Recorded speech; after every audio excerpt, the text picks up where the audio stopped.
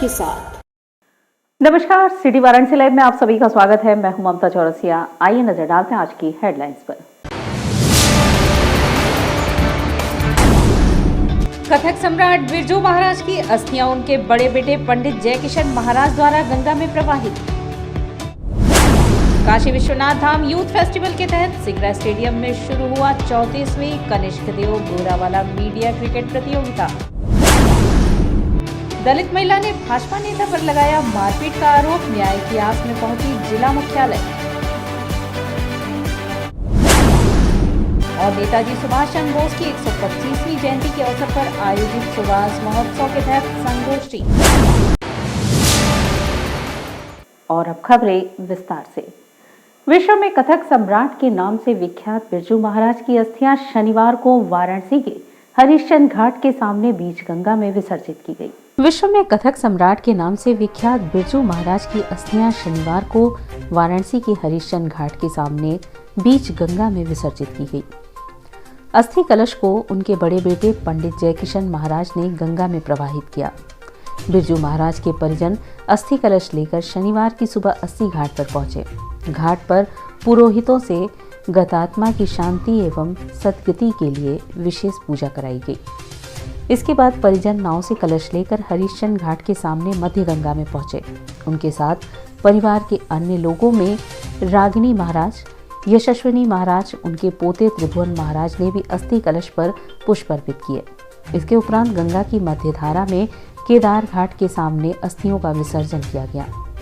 अस्थि घाट पहुंचने से पूर्व महाराज जी का अस्थि कलश अंतिम दर्शन के लिए कस्तूरबा नगर कॉलोनी स्थित नटराज संगीत अकादमी परिसर में रखा गया। अपने प्रिय कलाकार को विदाई देने के लिए पंडित कामेश्वर नाथ मिश्र, बड़े धर्मनाथ मिश्र, पंडित रवि किशन मिश्रा, पंडित माता प्रसाद मिश्र, विशाल कृष्ण सौरभ, गौरव मिश्र, पंडित सुखदेव मिश्र आदि उपस्थित रहे। इसके पूर्व प्रातःकाल 8 बजे उनका अस्थि कलश कबीर चौरा स्थित उनके ससुराल में रखा गया, जहां अपने प्रिय कलाकार को कबीर चौरा के कलाकारों और नागरिकों ने अश्रुपूरित विदाई दी। साथ था नहीं, साथ है जी, और वो साथ जिंदगी भर हम लोगों के साथ, इनके सिखाए हुए सब शिष्यों के साथ, परिवार के साथ वो जुड़ा हुआ है, कभी भी वो ख़त्म नहीं होने वाला है। हम तो आज भी यही महसूस करते हैं कि वो हमारे साथी हैं, हमारे बगल में बैठे हुए हैं। हर पग, हर स्टेप पे इनके ज़रिए जो सीख मिली है, चाहे नाच की बात हो, संगीत की बात हो, चाहे कोई भी बात हो, वो कुछ उद्देश्यपूर्ण ही रहा। कभी भी ऐसा नहीं रहा कि ऊपर ही बात कर रहे हैं, कुछ भी ऐसी बात कर रहे हैं। हमेशा जो भी बात करते थे बहुत ही एकदम नॉलेजेबल वाली बातचीत, बहुत ही सबके आत्मा वाली बातचीत। जब आदमी होता है, सामने होता है, तो उतना आदमी महसूस नहीं करता क्योंकि सामने बैठा हुआ है। लेकिन शायद आज उस चीज़ की कमी की पूर्ति जो है वो कभी हो नहीं सकती। दादा के बारे में अगर बोलना शुरू करूँगी तो मेरे ख्याल से मेरे बुलावे का समय आ जाएगा, लेकिन बातें नहीं ख़त्म हो पाएंगी। तो इतनी सारी यादें, इतनी सारी एक्सपीरियंसेस उनके साथ हैं। और मैं जब भी उनके बारे में बोलती हूँ तो ये नहीं बोलती हूँ कि उन्होंने नृत्य कैसे सिखाया या क्लासेस कैसे ली, क्योंकि नृत्य सिर्फ एक हिस्सा था पूरे जीवन का। लेकिन नृत्य के अलावा एक अच्छा इंसान कैसे बनना चाहिए, और बड़ों की इज़्ज़त करना, तहज़ीब, और किस तरह से परिवार को लेकर के चलना, और जितने भी शागिर्द जो इतने अच्छे मन से आकर सीखते हैं, इस कला की सेवा करते हैं, उन लोगों को भी अपना परिवार समझना, ये कई सारी चीज़ें ये नृत्य सीखने से ज़्यादा महत्व रखती हैं। तो उनसे तो इतना उनके बहुत कुछ जाने का दुख हुआ है, क्या करें। हम लोगों को इतना मानते थे, इतना करते थे। एक बुजुर्ग का साया अभी हट गया हम लोग से। दुखद क्षण है, दुखद क्षण है और बहुत ही कष्टदायक समय हम लोगों के लिए, क्योंकि हमारे परिवार में दीदी, जीजा जी हमारे गार्जियन जैसे थे, घर के सबसे बड़े सदस्य, और आज तक उनका संबंध भी उनका साया भी वैसे ही था। हमेशा उन्होंने अभिभावक की तरह हम लोगों के साथ ट्रीट किया। हम लोगों को लगता था कि हमारे सर पे हमारे भी जीजा जी कुछ भी करना है, कोई काम करना है, जीजा जी हैं। और बहुत ही दुखद क्षण है उनका जाना। हमारे परिवार से गार्जियनशिप ख़त्म हो गई। भगवान उनकी आत्मा को शांति दे, लेकिन जीवन में उनकी कमी हमेशा बनी रहे। जग जग दत्तनी दत्तनी कहा मदत्ता उठ कद गण दत्तक दूंगी कई अंगी तंगी गण जगीता कद दाता किट तगदा दिन दिन थारी दिग दिग तग। शनिवार को मैदान स्थित कांग्रेस कार्यालय में जिलाध्यक्ष राजू गौतम ने उत्तर प्रदेश के युवाओं के स्वर्णिम भविष्य के मद्देनजर राहुल गांधी व प्रियंका गांधी द्वारा जारी किए गए घोषणा पत्र भर्ती विधान की प्रति का लोकार्पण किया। शनिवार को मैदान स्थित कांग्रेस कार्यालय में कांग्रेस के नवनियुक्त कार्यवाहक जिला अध्यक्ष राजू गौतम ने उत्तर प्रदेश के युवाओं के स्वर्णिम भविष्य के मद्देनजर कांग्रेस नेता राहुल गांधी एवं कांग्रेस महासचिव एवं उत्तर प्रदेश प्रभारी प्रियंका गांधी द्वारा जारी किए गए घोषणा पत्र भर्ती विधान के प्रति का लोकार्पण किया। इस अवसर पर एक पत्रकार वार्ता का आयोजन किया गया। पत्रकार वार्ता को संबोधित करते हुए वरिष्ठ कांग्रेस नेता एवं पूर्व विधायक अजय राय ने कहा कि राहुल गांधी और उत्तर प्रदेश की प्रभारी महासचिव श्रीमती प्रियंका गांधी ने यूपी विधानसभा चुनाव को ध्यान में रखते हुए युवाओं का जो घोषणा पत्र जारी किया है वह उत्तर प्रदेश को एक नई दिशा देगा। भर्ती विधान शीर्षक से जारी इस घोषणा पत्र में उत्तर प्रदेश के युवाओं के स्वर्णिम भविष्य के लिए युवाओं से तमाम महत्वपूर्ण वादे किए गए हैं। उत्तर प्रदेश में कांग्रेस की सरकार बनने पर 20 लाख रोजगार देने से लेकर छात्र संघ बहाली तक के वादे शामिल हैं। पूर्व विधायक ने कहा कि उत्तर प्रदेश में कांग्रेस की सरकार बनने पर विश्वविद्यालयों और कॉलेजों में छात्र संघ की बहाली की जाएगी। साथ ही भर्ती प्रक्रिया में नौजवानों का जो भरोसा टूटा है उसे बहाल करने के लिए एक जॉब कैलेंडर बनाया जाएगा, जिसमें भर्ती विज्ञापन, परीक्षा नियुक्ति की तारीखें दर्ज होंगी और इसका उल्लंघन होने पर कड़ी कार्रवाई की जाएगी। वो पहले भी कि 20 लाख हम सरकारी नौकरी देंगे, 20 लाख जो नियुक्तियां होंगी उसमें महिलाओं को भी 40% दिया जाएगा और जो जितने भी हमारे नियुक्तियां होंगी उसमें महिलाओं को प्राथमिकता दी जाएगी और जो भी रिक्त पद हैं 12 लाख समथिंग कुछ पद रिक्त है उसको भी उसमें भरा जाएगा। पत्रकार वार्ता को संबोधित करते हुए पूर्व सांसद डॉक्टर राजेश मिश्रा ने कहा कि आरक्षण के घोटाले को रोकने के लिए हर भर्ती के लिए सामाजिक न्याय पर्यवेक्षक होंगे। साथ ही सभी प्रतियोगी परीक्षाओं के शुल्क माफ होंगे और परीक्षा देने के लिए परीक्षा केंद्रों तक बस व रेल यात्रा मुफ्त होगी। योगी सरकार पर निशाना साधते हुए उन्होंने कहा, उत्तर प्रदेश सरकार ने शिक्षा का बजट कम किया है। हमारी सरकार आने पर यह बजट बढ़ाया जाएगा और सभी कॉलेज व विश्वविद्यालयों को अपग्रेड किया जाएगा। साथ ही उत्तर प्रदेश में प्री व पोस्ट मैट्रिक छात्रवृत्ति के लिए सिंगल विंडो सिस्टम बनाया जाएगा और छात्रवृत्ति का दायरा व राशि भी बढ़ेगी। भर्ती की प्रक्रिया क्या होनी चाहिए, किस तरह नौजवानों को नौकरी मिल सकती है और जो नौकरियां देने में किस तरह धांधली हुई है पिछली सरकारों में, उससे हम नौजवानों को किस तरह निजात दिला सकते हैं। ये पहली बार किसी राजनीतिक दल ने एक प्रयोग के रूप में आप सबके सामने एक पुस्तिका के रूप में ले आया है। कांग्रेस पार्टी ने, प्रियंका गांधी जी ने ये वादा किया है नौजवानों से उत्तर प्रदेश के कि सरकार बनते ही पहले साल हम 20 लाख सरकारी नौकरियां देंगे। आज की इस पत्रकार वार्ता में पूर्व मंत्री अजय राय, पूर्व सांसद डॉक्टर राजेश मिश्रा के अलावा राजेश्वर सिंह पटेल एवं राघवेंद्र चौबे, कार्यवाहक जिलाध्यक्ष राजू गौतम, प्रदेश सचिव इमरान खान, प्रदेश प्रवक्ता संजीव सिंह, जिला प्रवक्ता डॉक्टर नृपेंद्र नारायण सिंह, शैलेंद्र सिंह समेत बड़ी संख्या में वरिष्ठ कांग्रेस जन की उपस्थिति रही। नेताजी सुभाष चंद्र बोस की 125वीं जयंती के अवसर पर विशाल भारत संस्थान द्वारा आयोजित 6 दिवसीय सुभाष महोत्सव के दूसरे दिन भारत का विभाजन एवं उसकी त्रासदी एक विश्लेषण विषयक राष्ट्रीय संगोष्ठी का आयोजन किया गया। नेताजी सुभाष चंद्र बोस की 125वीं जयंती के अवसर पर विशाल भारत संस्थान द्वारा आयोजित 6 दिवसीय सुभाष महोत्सव के दूसरे दिन लम्ही के सुभाष भवन में सुभाष के न होने से भारत का विभाजन एवं उसकी त्रासदी एक विश्लेषण विषयक राष्ट्रीय संगोष्ठी का आयोजन किया गया। संगोष्ठी के मुख्य अतिथि राष्ट्रीय स्वयंसेवक संघ के वरिष्ठ प्रचारक इंद्रेश कुमार ने नेताजी सुभाष चंद्र बोस की प्रतिमा पर माल्यार्पण एवं दीपोज्वलन कर संगोष्ठी का शुभारंभ किया। विशाल भारत संस्थान के बच्चों ने इली भारतवंशी के नेतृत्व में सुभाष कथा का मंचन किया। आजाद हिंद बटालियन के सेनापति दक्षता भारतवंशी ने अपने बटालियन के साथ अतिथियों को सलामी दी। काशी हिंदू विश्वविद्यालय के इतिहास विभाग के सहायक प्रोफेसर डॉक्टर मृदुला जायसवाल ने संगोष्ठी की प्रस्तावना रखते हुए बताया कि सबसे बड़ी भूल आजादी के इतिहास लेखन में हुई है, जिनकी वजह से देश विभाजित हुआ। उनके महिम मंडल से देश के इतिहास को बहुत क्षति पहुंची है। देश के विभाजन के गुनाहगारों को सामने लाया जाएगा, तभी असली नायकों का इतिहास लोग पढ़ पाएंगे। महात्मा गांधी काशी विद्यापीठ के इतिहास विभाग के पूर्व विभागाध्यक्ष प्रोफेसर अशोक कुमार सिंह ने शोध व्याख्यान में कहा कि नेताजी सुभाष चंद्र बोस की भूमिका सबसे बड़ी और परिणामदायक थी। काशी और अयोध्या के बड़े संतों ने संगोष्ठी में हिस्सा लिया। संगोष्ठी की अध्यक्षता पातालपुरी मठ के पीठाधीश्वर महंत बालक दास जी महाराज ने की। संगोष्ठी में काशी के संतों की गरिमामयी उपस्थिति रही, जिसमें महंत बालक दास, महंत अवध बिहारी दास, महंत महावीर दास, महंत सर्वेश्वर शरण दास, महंत श्रवण दास, महंत उमेश दास, महंत अवध किशोर दास शामिल हुए। और यहाँ वक्त चला है छोटे से ब्रेक का। मिलते हैं ब्रेक के बाद।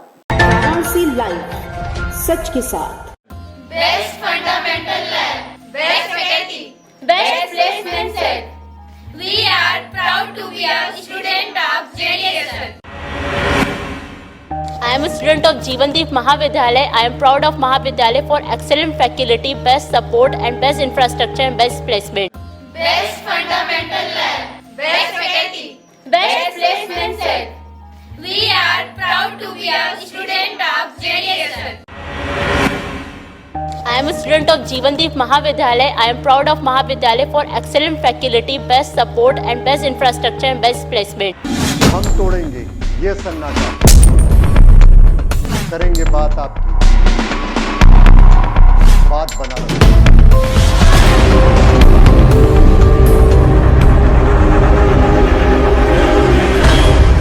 पूछेंगे सवाल, उठाएंगे मुद्दे, करेंगे बहस, होगा मुकाबला आमने सामने, ताकि सच जिंदा रहे। बेबाक बहस। कोरोना वायरस ने देश में एक बार फिर से रफ्तार पकड़ ली है। ऐसे में जरूरी है कि सभी लोग पूरी एहतियात बरतें। घर से बाहर निकलते समय मास्क का सदैव प्रयोग करें। समय समय पर हाथों को सैनिटाइजर से सैनिटाइज करें। ज्यादा भीड़ भाड़ वाली जगहों में जाने से बचें। 2 गज की दूरी का पालन करें। स्वस्थ रहें, सुरक्षित रहें। जनहित में जारी वाराणसी लाइव। वाराणसी लाइव, सच के साथ। और ब्रेक के बाद पुनः आपका स्वागत है। देश की सबसे बड़ी सोने और हीरे की रिटेल श्रृंखलाओं में से एक मालाबार गोल्ड एंड डायमंड ने शनिवार को वाराणसी में अपने नए स्टोर का उद्घाटन हाउस ऑफ सिल्को KFC के सामने सिगरा में किया। मालाबार गोल्ड एंड डायमंड ने शनिवार को वाराणसी में अपने नए स्टोर का उद्घाटन हाउस ऑफ सिल्को KFC के सामने सिगरा वाराणसी में किया। सिगरा में स्थित इस शोरूम का उद्घाटन नया स्टोर उद्घाटन ब्रांड के आक्रामक रिटेल विस्तार योजनाओं के अनुरूप है, जिसके अंतर्गत ब्रांड जनवरी 2022 में 22 नए स्टोर लॉन्च कर रहा है। सिगरा मेन रोड वाराणसी में स्थित 4500 वर्ग फुट में फैला नया स्टोर एक शानदार माहौल प्रदान करता है, जो ग्राहकों को शुद्ध सोने और हीरे की दुनिया में पूर्ण रूप से मंत्रमुग्ध हो जाने पर विवश कर देता है। स्टोर उत्तम सोने के आभूषण, कुंदन आभूषण, शाही प्राचीन आभूषण और कीमती रत्न स्टोन प्रदान करता है। प्रत्येक टुकड़ा अद्वितीय डिजाइनों के साथ भव्यता में समृद्ध कला के जटिल कार्यों के साथ आता है। स्टोर के गर्मजोशी से ग्राहकों को आमंत्रित करने और शहर की समृद्ध विरासत का सम्मान करने के लिए डिजाइन किया गया है। पारंपरिक हस्तशिल्प डिजाइनों का एक विविध संग्रह सम्मानित भूमि की संस्कृति और विरासत से रोमांचित लोगों के हितों को पूरा करता है। सबसे प्रतिष्ठित समकालीन डिजाइन और लाइटवेट ज्वेलरी भी उपलब्ध है। एक अलग ब्राइडल सेक्शन भावी दुल्हनों के लिए मंत्रमुग्ध कर देने वाले आभूषण का चयन प्रदर्शित करता है। हर अवसर के लिए नवीनतम डिजाइनों की एक विस्तृत श्रृंखला के साथ नया स्टोर एरा, प्रीसिया, एथनिक्स आदि जैसे लोकप्रिय ब्रांडों को भी प्रदर्शित करता है। देखिए, एक विश्वास जो होता है ना, वो एक बहुत बड़ी चीज़ होती है। ग्राहक जहाँ कहीं भी जाता है, उसको अगर अपने मन मुताबिक और भरोसे की चीज़ मिले तो वहाँ पर वो लेता है। तो हम यहाँ पर भरोसा ग्राहकों को दिलाना चाहते हैं कि उनको साथ कोई भी चीटिंग नहीं होगी, किसी प्रकार का भी गलत सामान उनको नहीं दिया जाएगा। ये मैं भरोसा दिलाता हूँ 100% रूप से। और जहाँ तक कंपनी और ब्रांड की बात है, बहुत बड़ा ब्रांड है मालाबार ग्रुप, जो कि दक्षिण भारत से प्रारंभ हुआ है और नॉर्थ इंडिया में अपने कदम बढ़ा रहा है। तो अभी हमारे पास बहुत कुछ करने के लिए, अपने ग्राहकों को बहुत सारा प्यार सम्मान देने के लिए बचा हुआ है। वाराणसी में आपसी विवाद दिन प्रतिदिन बढ़ता जा रहा है। ऐसे मामले पे स्थानीय पुलिस की भूमिका भी शिथिल होती जा रही है। ऐसे हालात में न्याय की आस में लोगों को हार मानकर जिला मुख्यालय आना पड़ रहा है। वाराणसी में आपसी विवाद के मामले लगातार बढ़ते जा रहे हैं। स्थानीय पुलिस की भूमिका भी संदिग्ध होती जा रही है। ऐसी हालत में न्याय की आस में लोगों को थक हार कर जिला मुख्यालय आना पड़ रहा है। गौरतलब है कि वाराणसी के पांडेपुर की रहने वाली शकुंतला देवी के घर कुछ अज्ञात लोगों ने धावा बोल दिया, उनके साथ मारपीट की। जब इसकी रपट उन्होंने थाने में दर्ज करानी चाहिए तो पुलिस टाल मटोल करती रही। शकुंतला का आरोप है कि दलित होने के कारण भाजपा के कार्यकर्ताओं ने उनके साथ मारपीट की है। शकुंतला ने बताया कि इससे पहले आपसी रंजिश का भी मामला था, लेकिन अब यह मामला राजनीतिक रंग ले चुका है। उन्हें प्रताड़ित किया जा रहा है, पुलिस उनकी मदद नहीं कर रही है। मारपीट होने के बाद शकुंतला ने अपने परिवार सहित जिला मुख्यालय पहुंचकर नारेबाजी की। उन्होंने पुलिस कमिश्नरेट से गुहार लगाई कि तत्काल दोषियों को चिन्हित कर कार्यवाही की जाए। यदि कार्यवाही नहीं होती है तो फिर बड़ी संख्या में आकर जिला प्रशासन के सामने धरना प्रदर्शन किया जाएगा। इस मौके पर शकुंतला के साथ कई लोगों ने अपने हाथों में पोस्टर बैनर लेकर भाजपा के मंत्री समेत पुलिस प्रशासन के खिलाफ नारेबाजी भी की। हमारी मदद नहीं करी, वो सब मारे पीटे भी। जब तक हम लोग घर पे पहुंचेंगे, कोई जेंट्स तो थे नहीं। जब हम लोग पहुंचे रात को 10 बजे 10:30 बजे, तो हम लोग इनको लेके माता जी को थाने पे गए। तो बोले कि आप जाइए मेडिकल करा लिया। हम लोग 12 बजे रात को मेडिकल कराने गए। हमारे साथ कोई सिपाही नहीं गई, कोई पुलिस। मैं इनको लेकर गया और मेरा छोटा भाई था, उनको सब मारे थे। हम लोग गए कपिल चौरा मेडिकल करा के लाए। 2 बजे रात को हम लोग थाने में गए। हम लोग कहे कि सर हमारी ऐसी सी बात है। कह रहे हैं कि जाओ, हम तुम तो क्या नाम है विवेचना कर लेंगे तब काम करेंगे। फिर हम लोग कल गए, कल पूरा दिन भर बैठे रह गए। उनका प्रथम पक्ष का जो मारे पीटे, मुख्य वजह क्या थी? मुख्य वजह 1-2 बार उनसे हमारा इसी तरह आपसी रंजिश था। 1-2 बार हो चुका था। ये सब मौका देके हमको खोज रहे थे। मौके पर हम नहीं मिले तो हमारी माता जी मिली और हमारी पत्नी थी, धर्म पत्नी, और छोटा भाई था हमारा, वो भी था नहीं। उसको कोई बताया, वो पांडेपुर चौराहे पर दौड़ते हुए जब गया, जब तक पहुंचा तब तक ये सब इनको काफी मार दिया। काशी विश्वनाथ धाम यूथ फेस्टिवल के तहत सिगरा स्टेडियम में 34वीं कनिष्क देव गोरावाला मीडिया क्रिकेट प्रतियोगिता का शुभारंभ हुआ। Man of the match Amit Mishra के शानदार अर्धशतक के दम पर गत उप विजेता ईश्वरदेव मिश्र एकादश ने विधान भास्कर एकादश को 73 रन से पराजित कर यहां सिगरा स्टेडियम में शनिवार से शुरू 34वीं कनिष्क देव गोरावाला मीडिया क्रिकेट प्रतियोगिता के उद्घाटन मुकाबले में आसान जीत दर्ज की। काशी विश्वनाथ धाम यूथ फेस्टिवल के तहत काशी पत्रकार संघ के संचालित वाराणसी प्रेस क्लब द्वारा आयोजित मुकाबले में टॉस जीतकर पहले खेलते हुए ईश्वरदेव मिश्र एकादश ने 20 ओवर में 4 विकेट खोकर 183 रन बनाए। अमित के अलावा सोनू ने 24 रन की पारी खेली। सुभाष राय ने 2 विकेट लिए। जवाब में विद्या भास्कर एकादश की टीम 18.5 ओवर में 110 रन पर सिमट गई। विनय सिंह ने 41 और सुनील शुक्ला ने 12 रन बनाए। विकास गौड़ ने 3 विकेट चटकाए। मैच में अंपायरिंग आरपी गुप्ता, राजेश पटेल ने तथा स्कोरिंग नंद कुमार यादव ने किया। इससे पूर्व प्रतियोगिता का उद्घाटन वाराणसी के जिलाधिकारी कौशल राज शर्मा ने कनिष्क के चित्र पर माल्यार्पण एवं खिलाड़ियों से परिचय प्राप्त कर किया। स्वागत काशी पत्रकार संघ के अध्यक्ष सुभाष चंद्र सिंह ने किया, जबकि धन्यवाद वाराणसी प्रेस क्लब के अध्यक्ष चंदन रूपानी ने ज्ञापित किया। संचालन मंत्री पंकज त्रिपाठी ने किया। आशा एजुकेशनल ग्रुप के प्रबंध निदेशक प्रभात सिंह मिंटू विशिष्ट अतिथि रहे। इस मौके पर काशी पत्रकार संघ के कोषाध्यक्ष जितेंद्र श्रीवास्तव, वाराणसी प्रेस क्लब के कोषाध्यक्ष शंकर चतुर्वेदी, जिला युवा कल्याण अधिकारी अजय कुमार सिंह, पूर्व अध्यक्ष केडीएन राय, योगेश कुमार गुप्त, बीबी यादव, शुभाकर दुबे, AK लारी, पुरुषोत्तम चतुर्वेदी, उमेश गुप्ता, KB रावत, अहमद फैसल महतो, अश्वनी श्रीवास्तव, विमलेश चतुर्वेदी, किशोर गोरावाला, जावेद अख्तर, इरशाद अहमद, डॉक्टर SK पाठक आदि मौजूद थे। लगातार 34वें वर्ष की ये क्रिकेट प्रतियोगिता वाराणसी के इस सिगरा स्पोर्ट्स स्टेडियम में काशी पत्रकार संघ और वाराणसी प्रेस क्लब के तत्वावधान में शुरू हो रही है। प्रशंसा की बात यह है कि लगातार 34वें वर्ष में ये प्रतियोगिता बिना किसी व्यवधान के आयोजित हो रही है। आज यहाँ पहला मैच खेला जाएगा, उसी का उद्घाटन आज यहाँ पे किया गया है। उद्घाटन में सारे काशी के सारे पत्रकार जगत के सारे सम्मानित बंधु, जितने भी पदाधिकारीगण हैं, पूर्व पदाधिकारीगण हैं, वे सारे मौजूद थे। आज यहाँ पे इस शुरुआत जो प्रतियोगिता का हो रहा है वो कई दिन तक चलेगी। 6 टीमें यहाँ पे बनाई गई हैं जो अलग अलग पत्रकारों के नाम पे ही बनाई गई हैं। बहुत अच्छी परंपरा ये है कि पूर्व पत्रकारों को याद करने का एक अच्छा मौका होता है। मीडिया में भाईचारे का और मीडिया के माध्यम से खेल जगत के साथ जुड़कर एक भाईचारे की भावना को बलवती करने का ये अच्छा प्रयास है।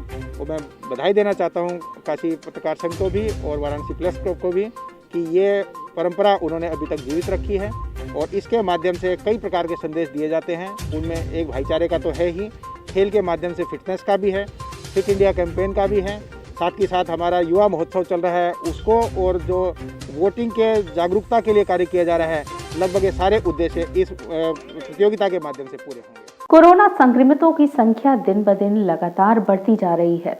लगातार 500 के ऊपर संक्रमितों को देखते हुए डीएम ने विभिन्न प्रतिबंध व नाइट कर्फ्यू को अगले आदेश तक आगे बढ़ा दिया है।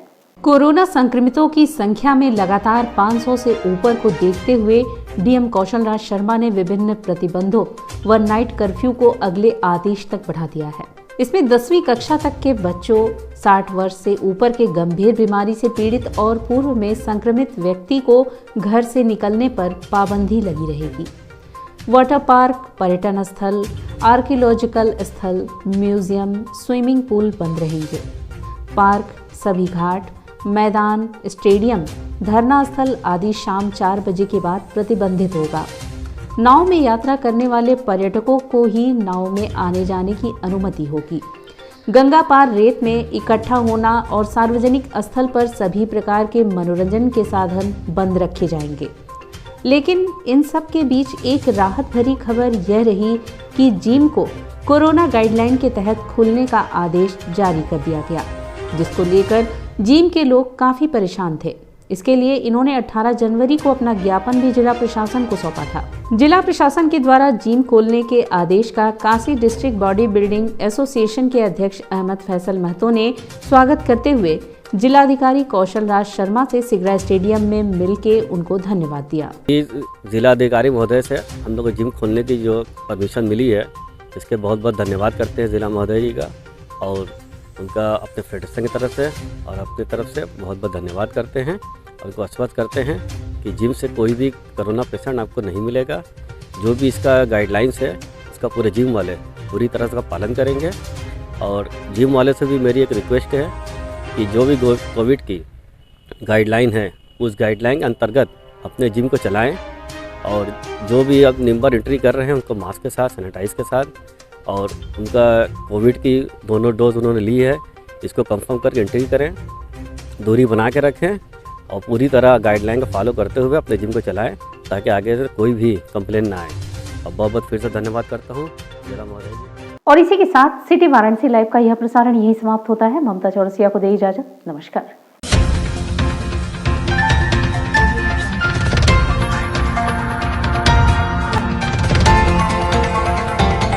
वाराणसी लाइव, सच के साथ।